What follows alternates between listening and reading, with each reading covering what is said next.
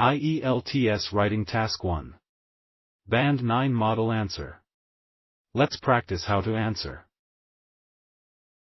The diagram illustrates how an Australian town collects rainwater to process in order to use as drinking water. Overall, rainwater collected from houses can be used for drinking after it has been processed by being filtered and then being treated with chemicals.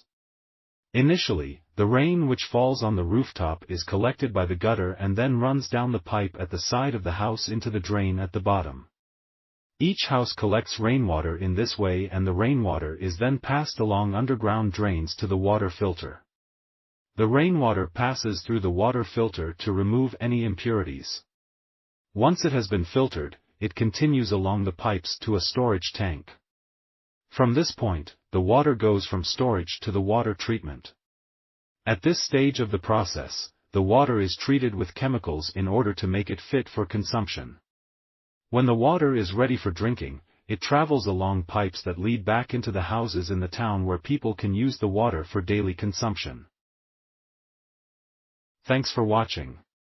Follow for more videos.